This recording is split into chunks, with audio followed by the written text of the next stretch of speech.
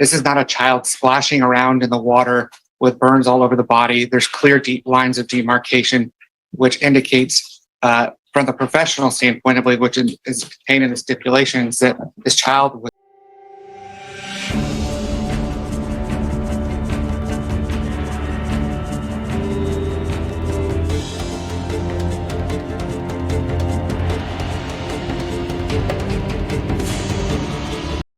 a 2-year-old. I don't know what in the world could justify a 2-year-old having half of his body burned with skin coming off. Isolated, and I don't know why you're making those faces to me, Judge. You can. I'm not making. First of all, stop. One, I'm not making any faces. Number two, I'm looking at you and listening to your argument, counsel. I noted facial expressions, Judge. Well, your notation is incorrect. You may continue with your argument. Today we're in Judge Boyd's courtroom, and this one's beyond chaotic. Tensions are flying, emotions are off the charts, and everyone in the room looks like they're holding their breath. The defendant sitting at that table, he's being charged with child abuse after his kid was found with skin literally burned off from boiling hot water. The details are gut-wrenching, the excuses are wild, and the energy in this courtroom feels like it could snap at any second. The defense is scrambling, the prosecution's locked in, and the judge looks 2 seconds away from losing her patience. What's coming up is a mix of heartbreak, disbelief, and the courtroom chaos that'll make you question what kind of person could even end up in a situation like this. Is this a tragic accident or something far darker? Let's go ahead and dive in. But why were you late? Oh, we wasn't late. We were outside. All right. So late is when you're not in the courtroom. Oh, I'm sorry. Yes, ma'am. All right. Plus, you're driving in from Odessa. This morning. All right. So you entered a plea bargain agreement on July 12th.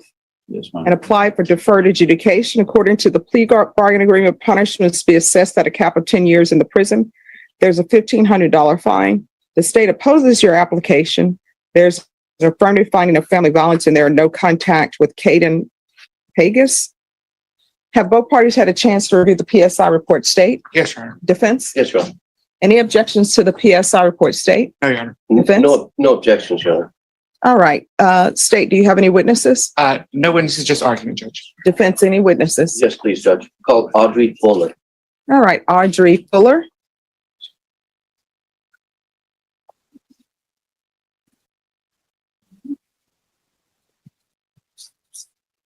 All right. State your name for the record. Audrey Fuller. All right. Defense. Thank you, Judge. Ms. Fuller, how are you related to Zachary Prince?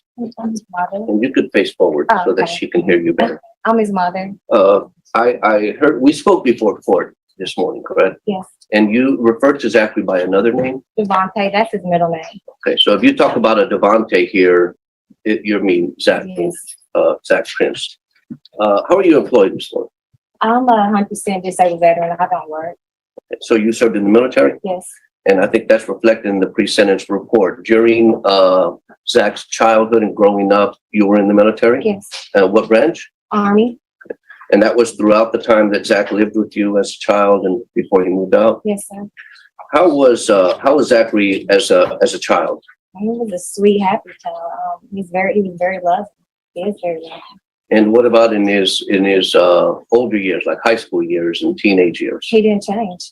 He's always been a sweet kid. Always loved and very protective. Any behavioral issues with him? No. Was he respectful with you? He's always been respectful with me. Any issues in high school, getting into trouble or anything like that? No. You have, you know what he's charged with and what he pled to in this case. Yes, sir.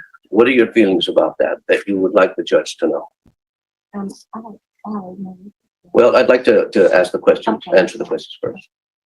Well, with my wholeheartedly, I believe that my son did not do this. And by not doing it, you know the facts of where the That baby the was. baby, yes. Yeah, you have to let me finish before you speak because she's taking everything down. That he left the child in the bathtub and the child was burned with water, correct? Yes, sir. But you know he did that. So at the very minimum, he was neglectful for not Yes. keeping an eye on the child after he left it in the bathtub, Yes. right? How many children does Zachary have? Yeah, 5. And what are their ages? Do you know? Yes. 11, 10, 7, 6, 4. Does he spend much time with his children? He works out of town, but whenever he's home, he always gets them. He had them this weekend at my house. And through the years, has he spent a lot of time with his children in your presence? Yes, What kind of father is he with his children? he's a very loving father. He loves his kids, and they love him also. Have you ever seen him lose his temper with the kids? I've never seen him ever get upset with those kids. Have you ever seen him do anything to discipline them, reprimand them, that you thought maybe was over the line in how he did it? No, he's never done anything. Have you ever seen him physical with the kids? No, not ever, not one. Or neglectful with the kids? How about aside from the kids? Have you ever seen him violent or physical? Never in my presence. This guy is not starting off strong. Showing up to court late when you're facing a child abuse charge? That's basically walking into a lion's den wearing steak perfume. The judge isn't here to play games today, and honestly, who could blame her? This isn't some minor slip-up, this is a case involving a severely burned child. Then you've got the defense pulling in the bring in mom move, hoping her testimony softens the blow. But let's be real, mom's going to say whatever she can to help her son no matter what the facts look like. And while that's understandable on a human level, from a legal standpoint, it's almost useless. Half these questions could have been answered by running a background check, not by asking mother if her son's a good person. She's emotional, defensive, and clearly struggling to believe what's being said in court. But emotions don't hold weight against evidence. Let me know in the comments, do you think her testimony actually helped this case, or did it just make things worse by reminding everyone how bad the situation really is? Because so far, the judge doesn't look convinced one bit. Zachary would never intentionally hurt any child ever. Although he had to plead, it was solely based off of his chance of proving his innocence, which have been extremely slim. I do believe that he is guilty of one thing, that is neglect. He never should have left the child in the bathroom alone. Zachary has felt extreme remorse for his actions ever since the incident. I'm here to plead to the court to grant mercy on my child during the sentencing phase. He is a great, loving, and protective parent of his 5 children who all need him in their lives. They all love their father very much. It would be hard on them. Physically, I haven't seen anything. I just know. Okay. So is it fair to say you haven't reviewed any offense reports or No. police reports? No, You haven't reviewed any of the medical history? no, You haven't reviewed any of the photographs? yes, So despite not reviewing any of that, you still believe that your son is innocent? yes, Do you realize that in the stipulations that a medical professional, a doctor, said that the pattern of the burn in this case has clear lines of demarcation and no splashing, which means that it was an intentional submersion or immersion. Judge, You I'll understand that? object to the form of the question. All right, just a moment. State, could you repeat your question, Yes. please? So there's a medical report in there from a doctor who says that the clear lines of demarcation and the lack of evidence of splashing in this case shows that this appears to be a immersion, meaning putting somebody in water. Did you know that? no. Okay. So you're saying that they're saying that he held him underwater? That's what it clearly appears to be. Were you aware of that? No. Because according to your son's statement, he says that the child's in there and then the water's flowing over him, but there is no burns on this child's chest. Judge, I would object. She's already said she doesn't have knowledge of that. She had not reviewed the reports or the evidence. It's just argumentative. All right, that'll be overruled. Did you know that? No, I didn't know. I don't know. Does that change your mind about whether you know that he's innocent about this? Yeah, it doesn't change my mind. Okay. So regardless of what you hear, you know that your son's innocent. Yes, because his way I know him, that Devontae, he's never hurt a child ever. I've never seen him hurt. We have 50 kids in our family, young kids, and he always takes care of these kids. You've never seen him. I've never ever seen him do anything out of line, touch them, hit them, yell at them, anything. And he's 30, and if we have them all ages, and he's never done this. So for him to do something like this, that's not a character. I can't believe that. Okay. Were you aware that he's a suspect in another injury to a child case in Yeah. Kilgore? I'm aware of that. That's my grandson. Okay. And when my grandson got to my house, he had those marks on him before he even, whoever dropped, it wasn't mom didn't drop him off. Someone else dropped him off at my mother's house, and my mother noticed him, and my mother told me, and my mom told him that he had marks on him. And they were the same marks that the doctor saw. So Okay. he had those injuries previously. What about the head injuries in that case? I don't know what head injury you're talking about. Okay. So maybe we're just talking about a different case then. There's just one case. Okay. So you know his full criminal history? He's my son. Okay. So are you aware that he has any other pending cases? No, not that maybe if you tell me what they are. Well, I want to know what you have, what you know. Tell me what you know about the other pending cases. I know that he had one where he was at a bar with his coworkers and the coworker had a gun, and then the coworker was being disruptive with the person who was arrested because he was in a bar with a gun. And then when my son walked over there, him and another guy, and they asked what's going on. Then because the officer was in plain clothes. And then they saw that he had a gun. Then they backed off. They said, "Oh, okay, he's a cop." And then they said they just want to know what was going on. And then they said that he had a gun. Okay. So are you aware that he has a pending aggravated assault in Midland County? No. That's witness judge. That the case that you just described about being in the bar, is that the pending case? Yes. And you mentioned that the state asked you whether you thought Zach was innocent, but in your statement you wrote that he was neglectful at a minimum. Yes. For leaving the child in it because the child turned the water on. That's a bit different from being innocent, being Yes, neglectful. he's guilty. He's guilty of that. Thank you. Pass the notes. I have no further questions. Now here's where it really starts to fall apart. The defense keeps pushing the story that he just left the child alone in the bathtub, but how do you forget something like that when you've got 5 kids? Even if it were an accident, and that's a huge if, you'd expect panic, not silence. But the state's version is brutal. They're saying he held the child down in scalding hot water, and the doctor's report backs that up. That medical report doesn't lie. The burns are consistent with prolonged contact, not an accidental splash. You can literally see the mother's face crumble when the report gets mentioned. It's like she's realizing she didn't know the full story until that moment. And the defendant's priors? Yeah, those just made his credibility evaporate. Suddenly, the good father image Mob tried to paint looks like a bad courtroom sketch. The prosecution slices through her statements like butter, and now it's her word versus the doctor's report, which, let's be real, holds way more weight in front of a judge. So I'll ask you this, do you think he really forgot his kid in the tub, or was he trying to cover up something much, much worse? Because either way, this story doesn't add up. All right, could you raise your right hand? Do you solemnly swear or affirm the testimony you give will be the truth and nothing but the truth, so help you God? Yes. You can lower your hand. State your name for the record. Chelsea Nixon. All right, defense? Ms. Nixon, how are you related to Zach Prince, if at all? Girlfriend of almost 2 years.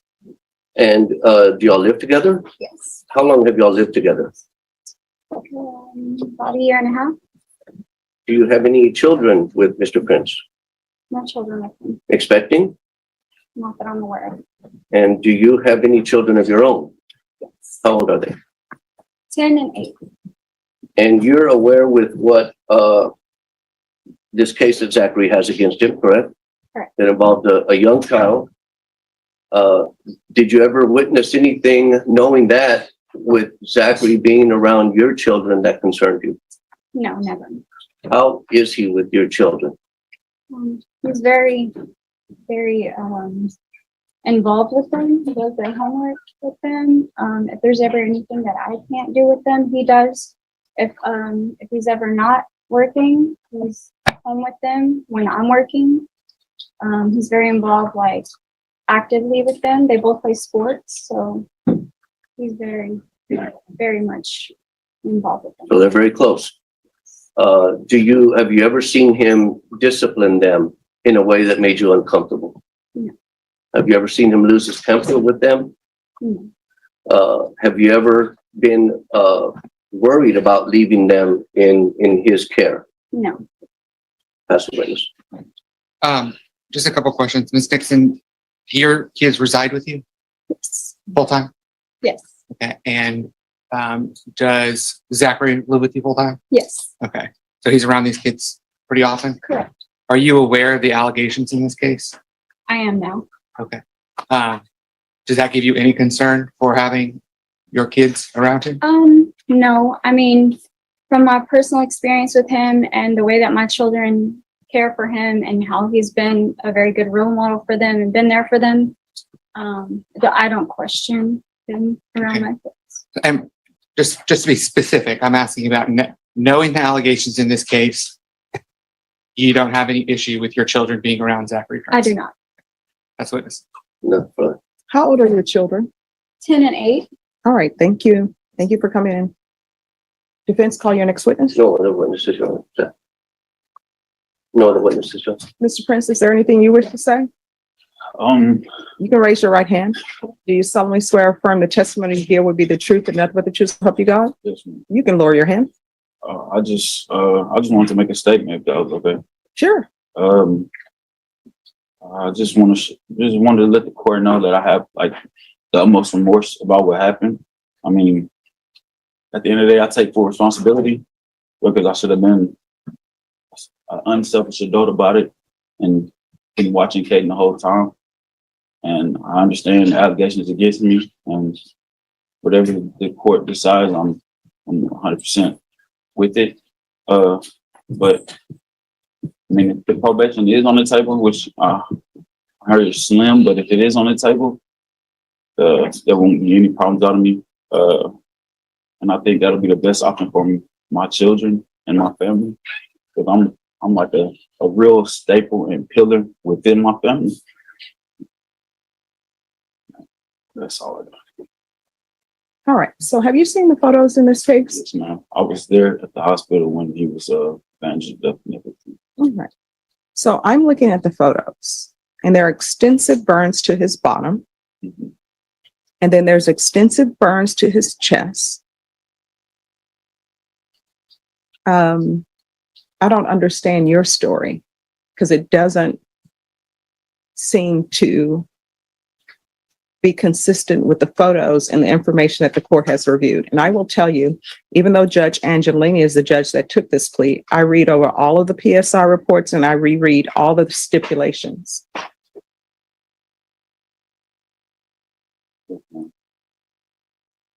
It happened how I said it happened. All right. Any questions from the state? And I think the court inquired about what I was interested in knowing. All right. Defense, any clarification needed from your point? Because what the court is reviewing and seeing is a 2-year-old who has no skin remaining on his bottom because of scalding hot water. Yes, ma'am. And it appears from the photo that I'm reviewing, his entire chest is covered and back with burns and removed because of scalding water. Yes. That they took that off at the hospital. They took more than they were supposed to. Got more of his skin off? Yes, ma'am. When me and his mother went to the hospital, they told us, okay, this is only what we're taking off. And then they chose to take more of his skin off. I don't know why. When we got to the hospital, we both broke down about this whole situation. Seeing him cast up like we did, we didn't know what was going on. We thought it wasn't as severe as it was, but it was. Well, explain to the court why you didn't call EMS immediately, because I read the PSI report and it states that you put lotion on his body as opposed to calling. Aloe vera. I put aloe vera on it, not thinking it was severe, and I called. Well, no, I'm reading in the PSI report, and you state in the PSI report that his skin was falling off. Mm-hmm. So how is that not serious? And that's why when his mother came, I said, let's go to the hospital right now. And I just, at that time, if I could go back and change it, I would call EMS first, but I wanted to keep his mother in the know. I didn't want her to, she was real sensitive, and I didn't want her breaking down or doing something out of the ordinary. So I called her and convinced her to take him to the hospital. Then the defense rolls out their witnesses, and it's clear they're going for damage control. The second one, his girlfriend, takes the stand and goes all in on loyalty. You can tell she genuinely believes in him, and I'll give her credit for sticking by his side when the world's turning on him, but belief doesn't change evidence. The judge listens, but her face says it all. The story doesn't line up with the physical proof or the photos, and honestly, think about it logically. No child is just going to sit still in a tub of boiling water while their skin is peeling. The burns reaching up to the chest, that's not I walked away for a minute, that's something way darker. Then the defendant slips up, the judge catches him minimizing the injuries like he's still trying to downplay the damage. If you truly cared about your kid, you'd rush them to the ER the second something like that happens, not wait around hoping it gets better overnight. At this point, the courtroom's heavy, the girlfriend's looking pale, the mom's tearing up, and the judge looks ready to hand down reality. He didn't want to take him to the hospital, but I said the best thing to go to the hospital. Well, then, I have an issue with her parenting skills as well. So it appears that the baby is not placed with her. Am I correct?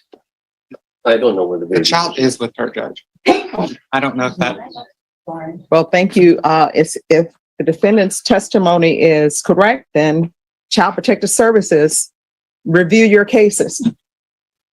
All right, the court will hear argument. State. Judge, I think it's pretty clear just from the photographs in this case, his inability to relay a true version of what happened on his case. You can see from the burns that this is not a child splashing around in the water with burns all over the body. There's clear deep lines of demarcation, which indicates from the professional standpoint, I believe, which is contained in the stipulations, that this child was held and immersed into hot water.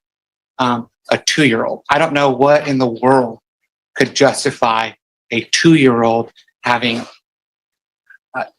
half of his body burned with skin coming off. We have the witnesses for the defense that came in here are clearly, understandably biased. I understand mom wants to come in here and tell this court that he is just neglectful. No, and he pled to an intentional and knowing act, because that is what he did. This child has permanent scars on his body with no justification. I think the offer was generous in this case for 10 years. And so we're asking that you deny his application and that you sentence him to the full 10 years because he deserves every single day of that 10 years. All right, defense. Judge, I'm not an expert or physician, and that's I can't argue how it happened. I can tell you of my opinion is I can see that it could have entirely happened the way Mr. Prince says it happened. The child turned the faucet to hot when he was left in there alone, which was the neglectful act, and the water splashes on his chest, it turns, it hits his back, and he goes down and is on the butt. I can see how those isolated, and I don't know why you're making those faces to me, Judge. You can I'm not making, agree with first me. of all, stop. One, I'm not making any faces. Number two, I'm looking at you and listening to your argument, counsel. I noted facial expressions, Judge. Well, your notation is incorrect. You may continue with your argument. If it was an immersion, in my opinion, but again, I'm not a physician nor an expert, but I just can't see on these facts how anyone who's not a physician or an expert can just say with 100% certainty it couldn't have happened that way. I can't accept that. If it were immersion, I would expect that it would be all the way burned around, not just in patches. How could it immerse it just in portions, in just the chest, in just the butt? That doesn't make sense to me, but I'm not a physician or a doctor. I'm just saying I can't see how any of us who aren't physicians or experts could know for certain. State. Well, I'm not finished, Judge. Mr. Prince is from a good family, as you've noted, had a good upbringing, did everything that we would expect from someone going to school, graduating, working hard, good role model for his brother, taking care of his kids. He's taken responsibility for this act, for what he did do. And I guess we could sit here all day and argue what that was. But he's got no felony priors. Sending him to prison for this when it's questionable to me is severe. I know that the injuries to the child is severe, and it's a tough type of case. But sending him to prison, I don't think resolves anything. He needs to be out here taking care of his kids financially and otherwise. And so I hope you will consider the deferred with conditions, with ISF, with other things that could address maybe a punishment aspect. That's all I have. State. Just briefly, Judge, I know Mr. McCrum's not an expert. I'm not an expert. The court is not an expert, but there is an expert opinion contained within the stipulations.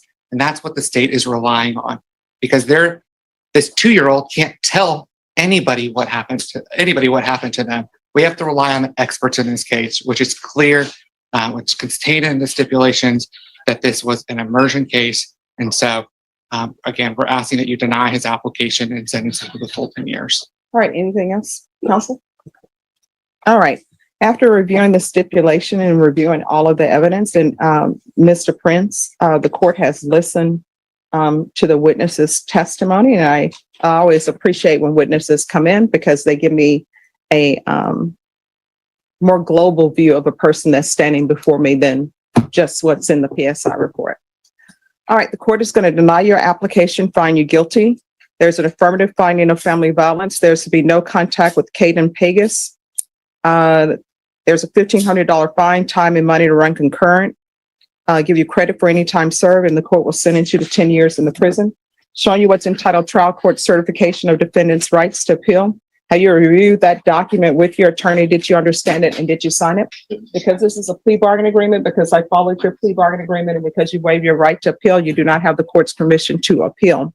Because this is an affirmative finding of family violence, and also because this is a felony conviction, you're not allowed to own or possess any weapons or ammunition. If you have a question over what a weapon or ammunition is, you'll need to speak to an attorney. Do you understand? All right, good luck to you, Mr. Prince. So at the end of it all, this case leaves one question. What even is a good parent anymore? Because from what we just saw, neither mom nor dad seems to fit the description. A good parent doesn't hesitate to protect their child. They move, they act, and they save. This kid didn't just get hurt, he lived through something no child should ever have to endure. And when you see the photos, it's hard to not agree with the judge giving the full 10 years. The defense lawyer tried his best, but losing his cool mid-hearing didn't exactly scream professional. Still, he had one point. We'll never know exactly what happened in that bathroom, but what we do know is that the justice system can only go off of evidence. And the evidence painted one horrifying picture. Do you think 10 years is enough for what this child went through, or do you think the court might have gone too far with the sentence? Let me know down below. Thank you so much for watching. Don't forget to like and subscribe, and I'll catch you in the next one. 3. Final breakdown/extended summary, 300 words exactly. Judge Boyd's courtroom becomes the stage for a nightmare no family wants to face. At the center stands Zachary Prince, accused after his 2-year-old son is rushed to the hospital with severe scalding burns, skin missing from large portions of his body. From the beginning, tension grips the room as the defense argues neglect, not malice, while the prosecution insists the injuries tell a darker story. Prince's mother takes the stand first, describing him as gentle, loving, and incapable of violence. Her testimony is emotional, but fragile. She admits she never reviewed medical reports, photographs, or police records. When confronted with expert findings describing clear burn lines consistent with forced immersion, her certainty wavers, yet her belief in her son never breaks. Loyalty collides with evidence. The girlfriend follows, echoing the same portrait, a caring man, deeply involved with children. But belief cannot erase photographs, and affection cannot rewrite science. The judge listens quietly, her expression unmoved as contradictions pile higher. When Prince finally speaks, remorse fills his voice. He accepts responsibility for leaving the child alone but minimizes the severity, explaining delayed medical care and questionable decisions. That hesitation becomes critical. Judge Boyd presses hard, pointing out that a child's skin falling off demands immediate action, not waiting, not excuses. The prosecution's closing lands like a hammer. Medical experts confirm the burns are not accidental splashes but prolonged immersion. A 2-year-old cannot endure that without force. With no justification and permanent scars left behind, the narrative collapses. Judge Boyd denies leniency. The plea bargain holds, but mercy does not. 10 years in prison is imposed, alongside findings of family violence and permanent restrictions. As the courtroom empties, one truth remains heavy in the air: when evidence speaks,